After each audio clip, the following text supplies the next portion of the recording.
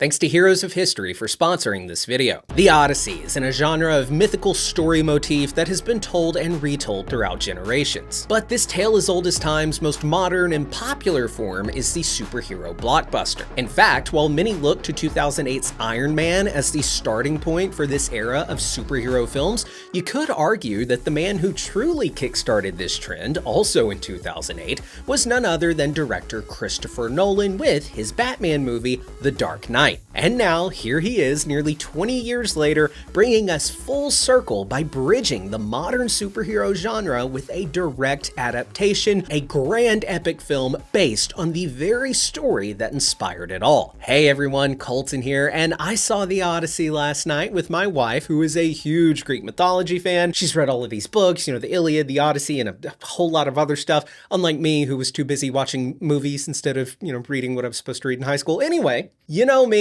I couldn't help but notice some of the low-hanging fruit comparisons of this film with modern superhero movies, like, I don't know, the stacked ensemble cast of huge name actors that have played characters like Spider-Man, Batman, Catwoman, Kitty Pryde, Punisher, Mary Jane, a Wakandan warrior, I could go on. But that doesn't even begin to scratch the surface of how The Odyssey is Christopher Nolan's return to the superhero genre. You see, every superhero has a defining power, right? But they also have a defining purpose. Superman has his strength and his nobility, Spider-Man has his agility and sense of responsibility, Batman has his intelligence, combat skills, and wealth, all fueled by grief, and Odysseus, his power is, well, of course, he's a very skilled fighter and marksman, but most scholars would argue that his greatest power was his mind. Homer, who wrote the Odyssey, repeatedly shows us that Odysseus wins not because he's the strongest man in the room, but because he's the smartest. He defeats enemies that should be impossible to overcome by outwitting them, escaping the cave of the Cyclops, deducing Circe's bird as her sister, placing wax in his men's ears to protect against the sirens. There's also, of course, the guidance and favor of the gods that he receives specifically from the goddess Athena. She guides him and protects him. What's fun about Nolan's interpretation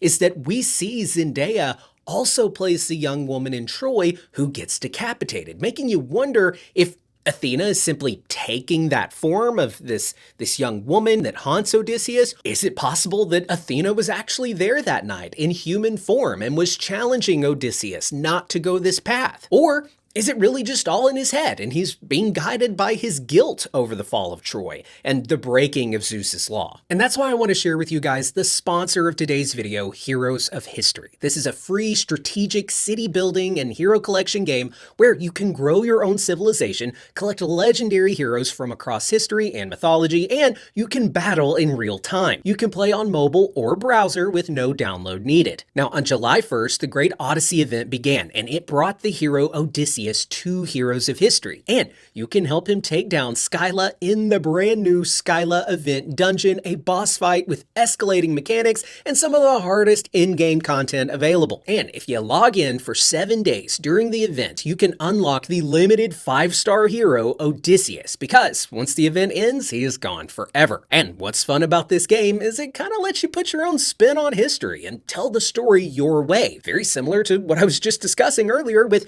how we're still telling these same stories all these years later, just in different forms. And now you can do that and play with different heroes from throughout history to tell that same classic story. So if you want to play Heroes of History, be sure to download the game, and using my promo code Colton gives you bonuses which will give you a head start. Or you can scan the QR code on screen and let me know in the comments what you thought of the game. And that guilt that he feels, it mirrors not only Nolan's recent film Oppenheimer and how he created this nuclear bomb for the greater good, but ultimately doomed the entire human race, which in all likelihood will destroy itself with the same weapon. But you've got another Nolan character with his interpretation of Batman who created that surveillance system in The Dark Knight that had Lucius Fox very uncomfortable. This is too much power for one person. Then, of course, if you want to go outside the Nolan bubble, you have Iron Man and Vision and the other Avengers who blame themselves for the very existence of the threats that they exist to stop. Our very strength invites challenge. Challenge incites conflict.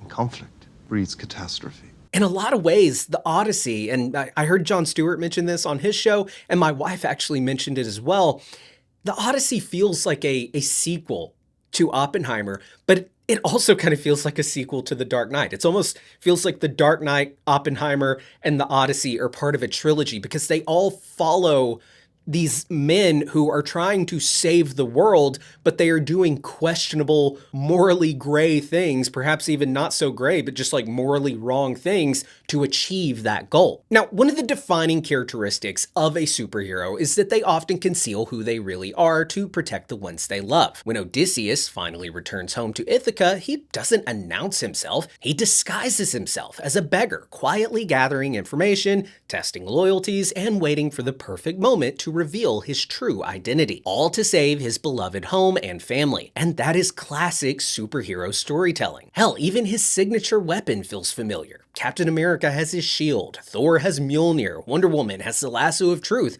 and Odysseus, he has his legendary bow, a weapon so difficult to wield that none of the suitors can even string it. Only the true hero, the one that is worthy, can use it. Again, a lot like with Thor.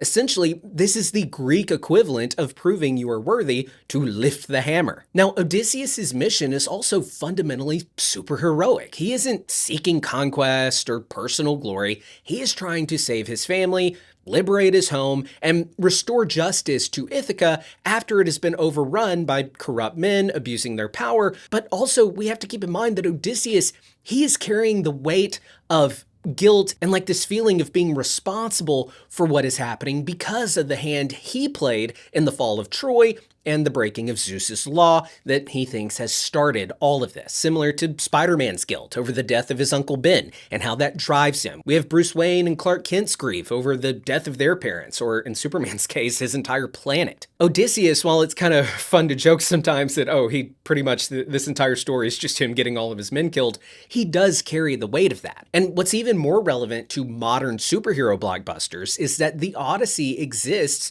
within its own shared universe. Odysseus, he constantly interacts with Zeus, Athena, Poseidon, Hermes, and countless other mythological figures in different stories. Long before Marvel Studios built the MCU, Greek mythology had already done it. Every myth was part of one enormous interconnected world where gods and heroes crossed paths and influenced one another. And what are superhero comics and superhero films if not man's telling of stories about the gods? Superheroes, they are modern mythology. We often say Superman is the modern Hercules, Batman is our generation's Odysseus, Thor was literally adapted from Thor of Norse mythology. But we have to remember that comic books, we love them, right? But they didn't invent these storytelling conventions. They have simply kept them alive. And that is why Christopher Nolan directing The Odyssey feels like such a full circle moment. Nolan redefined the modern superhero movie with The Dark Knight, and now he is adapting the very story that arguably started it all. After helping shape the superhero genre for the 21st century, he is now returning to one of the earliest stories that laid the very foundation for that film to exist. And for a genre of film that is about to enter its absolute crescendo with a massive crossover event like we have never seen before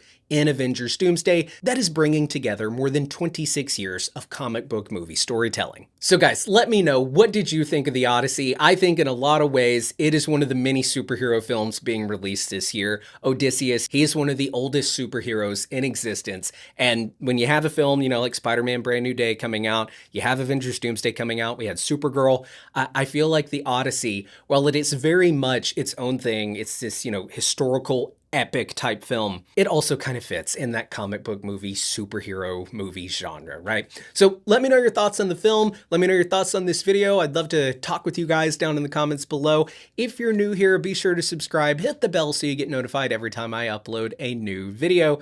I've been Colton Ogburn, and I will see you next time. Bye!